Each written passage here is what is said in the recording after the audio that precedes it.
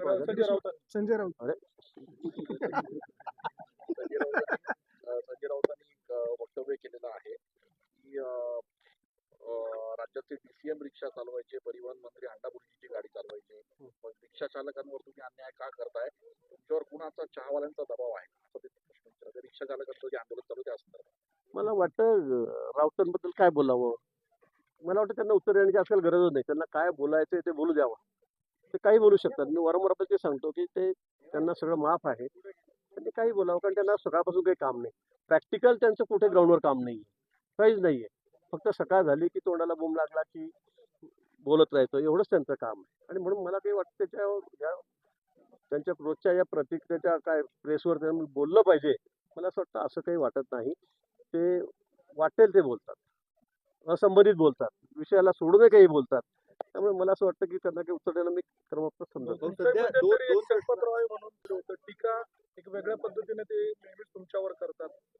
चांगलं आहे ना, काय अडचण काय आहे? म्हणजे कसं असतं, लोक बोरीच्या झाडावर दगड मारतात ना, बाबुळीवर दगड मारतात.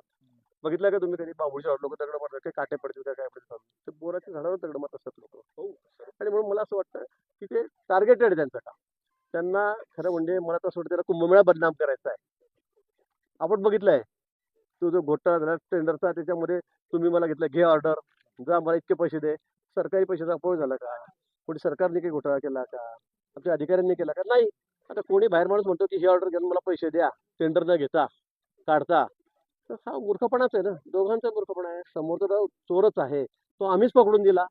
मीच कंप्लेंट द्यायला लावली, समोरचे लोक कंप्लेंट देत नव्हते, तर मी त्यांना धरून आणायला रात्री 12-1 वाजता नाशिकच्या पोलिसांना पाठवून सीपींना सांगून. आता एवढं स्पष्ट असताना काहीतरी घोटाळा मला वाटतं जाणीवपूर्वक कुंभमेळ्याला बदनाम करणं, टार्गेट करणं, मला वाटतं आता हा त्यांचा आता नवीन काहीतरी अजेंडा दिसतोय मला असं वाटतं. सर्वोच्च न्यायालय हा राहुल गांधींच्या उपस्थितीत केला जाणार आहे. सपकाळ सुद्धा आज नाशिकला आलेले आहे. वाटतं तुम्हाला त्या निमित्तानं बूस्टर मिळेल काँग्रेस पक्षाला? काय गोष्ट मिळतो, फक्त नेत्यांचा पक्ष राहून गेलेला आहे, कार्यकर्ते नाही त्यांच्याकडे. आता फक्त झेंजी करत त्यांच्या मागे ते पळत आहेत जोरजोरात, बस आम्ही आम्ही आम्ही करत. स्वतःच त्यांना काही बेस नाहीये. आता इथे बघा, राज्यामध्ये कोणतं नेता आहे इथे म्हणायला सांगा तुम्ही, की हा याच्याकडे बघून लोक काँग्रेसला म्हणेल मतं द्या म्हणून, का त्यांच्या पाठीमागे जातील. कोणीच राहिलेलं नाही. 4 लोक आहेत तर चारीचे तोंड 4 दिशेला आहेत. सकाळ झाली की तेच एकमेकावर जोरजोरात ओरडत आहेत. मला वाटतं कुठलाही बेस त्यांना या ठिकाणी नाहीये. आणि राहुल गांधींना तर मला वाटतं देशात कुठे आधार नाहीये. कारण तुम्ही सांगा, देशामध्ये किती राज्यांपैकी काँग्रेसच्या हातामध्ये त्यांचं सीएम आहे? सांगा ना मला. एखाद 2 बोटावर मोडण्यासारखे असतील तर असतील. मला वाटतं ते दिसत नाहीये. सगळे मग भागीदारीतलेच आहेत. आणि म्हणून मला असं वाटतं की संपूर्ण देश, संपूर्ण जनता ही मान्य मोदींच्या पाठीशी आहे. भारतीय जनता पक्ष मित्र पक्षांच्या पाठीशी आहे. त्यांचा विश्वास मोदींच्या नेतृत्वावरच आहे. यांनी कितीही बडबड केली, हायपस केले, काहीही बडबड केली अवास्तव, तर यांच्या मागे कोणीही जाणार नाही. यांना कुठेही जाऊ द्या, कुठेही तिथे सगळे काय त्यांचे नाटकं चालले आहेत पुण्यामध्ये, इकडे तिकडे, ते करू द्या. पण मला असं वाटतं की लोकांचा विश्वास एकाच माणसावर देशामध्ये, आणि तो म्हणजे मोदीजींवर. आणि त्यांच्या नेतृत्वाखाली 12 वर्षापासून देश विकसित राष्ट्राच्या मार्गावर पाहू लागलेलो आहोत. अतिशय सगळ्या क्षेत्रामध्ये अतिशय चांगली कामं या ठिकाणी चाललेली आहेत.